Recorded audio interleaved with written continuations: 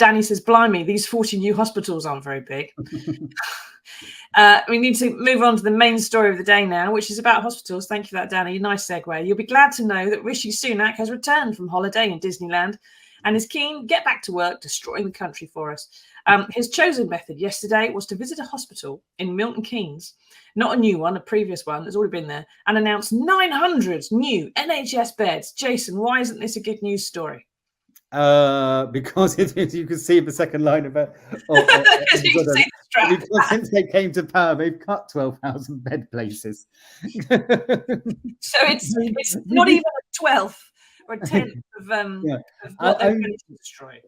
What they're trying to do, this is kind of a great Tory con trick. It was Boris Johnson, not necessarily to his credit, but politically astutely did it first. So he came into power in 2019 and just decided to reset the clock. And there wasn't the Tories hadn't been in power for the previous 9 years, and this is a fresh room. And we're going to promise 40 new hospitals, as our friend just pointed out. We're going to recruit 20,000 new police officers, and all the wonderful things which this country needs. We're going to provide, forgetting that all the problems they were trying to resolve that they'd caused in the first place.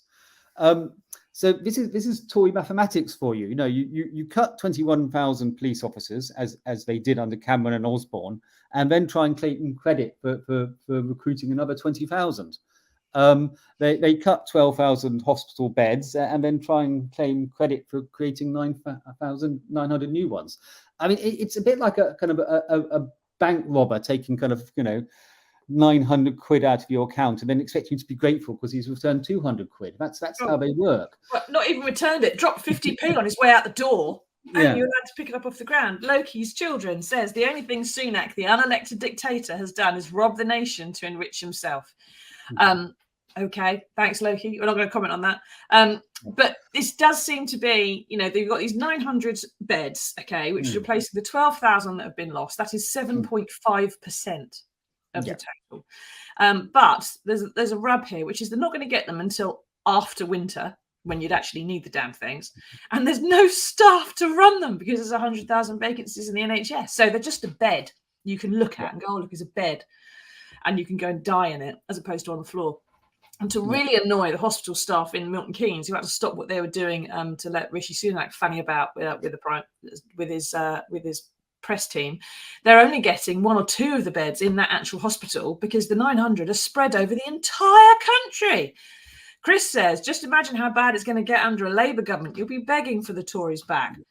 Chris, just for the record, when Labour left power in 2010, satisfaction with the NHS was at an all-high record. Just point that out.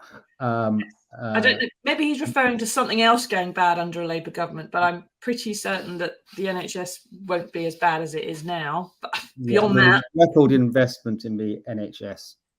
Waiting lists were cut to an almost all-time low.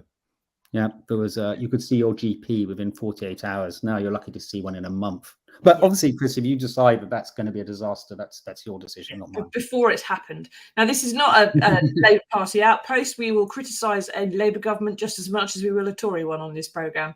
But they're not currently in government. And the party that is currently in government, the Tories, I've just offered you 7.5% of the beds they've spent a decade destroying with no one to run them. That is just how it is. I mean, politically, I'm not quite sure what Sunak is doing here. I mean, last week was Small Boats Week, and for the government, and they had a wave of announcements on small boats, which every single thing seemed to go wrong. Where there's a border force cutter kind of having to be withdrawn from service, a £400,000 drone from monitoring crossings of a channel crashing into the sea, the having to take the asylum seekers off the Bibi Stockholm accommodation barge in Portland Harbour. I mean, it was just disaster, and the number of crossings reached a record level. This week, they're doing NHS week for the Conservatives, supposedly to take the fight to Labour on this one, and all they're doing is drawing attention to the dire situation they left the NHS in as a result of years of underfunding. Exactly. It's an odd kind of political kind of gambit to find the weakest points in your own kind of armory and then try and go on the attack. It's slightly baffling me, to be honest with you. Well, maybe that's just indicative of the state of mind within government at the moment. This is how they think that they can win stuff. They're absolutely deluded. Now, Mike says NHS England announced 5,000 new hospital beds in January. It's unclear whether the 900 announced this week are part of that 5,000, but I'm pretty sure those haven't even been delivered yet. I don't think they can deliver any new beds because it's not just a case of buying a bed. You have to have maybe 6 nurses to run a bed. And 1/5 of a doctor or something. You have to have staff to cover those beds, and you can't just supply. They all come. We've all been in hospitals. They come attached to computers these days. You need staff. You need electricians. You need technical support. You need all kinds of things with a bed. Never mind a ward to actually put the bed in where the roof isn't falling in. So, just promising beds isn't necessarily actually going to produce the delivery of the beds. Now, as Jason was saying. And let us know what you think, everybody. How is Health Week going? Last week was Small Boats Week. This week is supposed to be Health Week. It's a series of carefully planned and choreographed announcements to make the Tories look really good on tackling these health problems. They started the week by saying that people with cancer would have to wait longer for treatment, which is the same as saying they're going to die. They've announced something no one's ever going to really notice in terms of these very few beds. I mean, what's next, Jason? Ambulances going green by making paramedics push them to 999 calls? I wouldn't put it past them, would you? Yeah. The new penny farthing paramedic service. I think that's going to be a good idea. Well, it would be very eco-friendly. Maybe they could find some way that actually pedal power would help supply some of the generators or something like that. Now, the patients at Milton Keynes weren't too impressed with Rishi Sunak's stunt. One woman outside A&E said nursing as a vocation was being used as a weapon to deny them fair pay rises, while one RAF veteran said Sunak's offer was just a bribe from someone who didn't understand ordinary people. The Tories say that, as you said, Jason, they're taking the fight to Labour. But I mean, arguably, whether it's pensions or NHS or where they're finding the money for all this stuff, they're really only fighting with themselves, aren't they? It's just constant Tory rows. I mean, I think the big problem they've got is that they were kind of relying on the kind of country having a general amnesia about kind of their record in office. And I think people have kind of wised up to this now, that they are being held to account for what they have and haven't achieved in the last 13 years.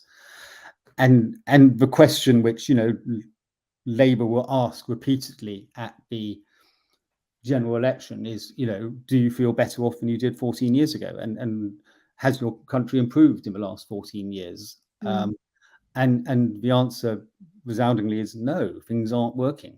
Things have got worse. Yeah. Economically, I don't feel as secure. In fact, in many cases, people feel a lot worse off. And I don't think they can escape their past anymore. I mean, this is Rishi trying to do this kind of, as I said, this Boris Johnson playbook idea of year zero. And I don't think it washes. I think voters are wised up. Well, as Loki's Children says, what has Sunak done since he's been in power? Since he was in power as Chancellor, I think the main thing he did was he cut road repair funding by about half, while in other developed nations, it just about doubled. So all the potholes you've got, which he vows he's going to fill in, are a result of him being Chancellor of the Exchequer. Anything else, Jason? What can you remember he's done since he's been in power? He's not been Prime Minister. He's made some very nice videos. He's made some very nice videos. He announced a medal for the nuclear test veterans. Let's be fair. He did do that, and he was did appear a little bit moved when he saw their reaction to it. But in terms of actually running the country, there's a bit, if people are asking this kind of question, what's he done? What's the point? What's the benefit? And the best they can do is highlight their incompetence on immigration, their inability to organise a ferry, for goodness sake, and actually provide any staff to actually run a bed that is invisible anyway.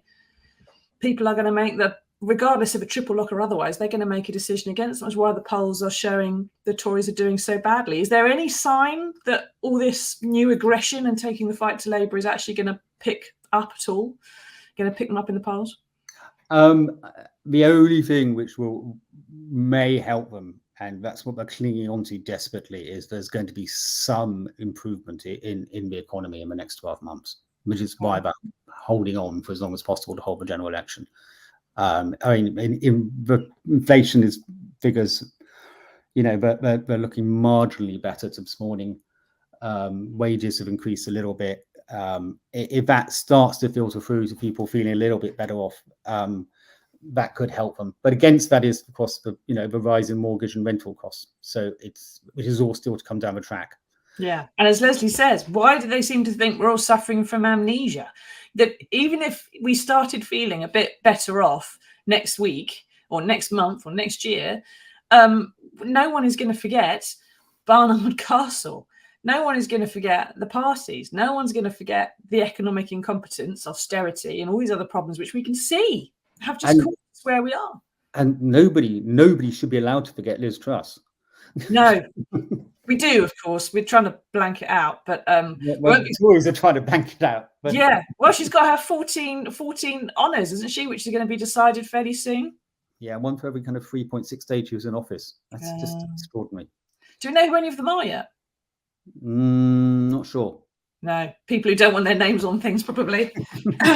Ennobled by Liz Truss isn't something that you really want on your gravestone, is it? Anyway, thank you for that, Jason. Thank you for taking us through all that, and thank you everyone for taking part.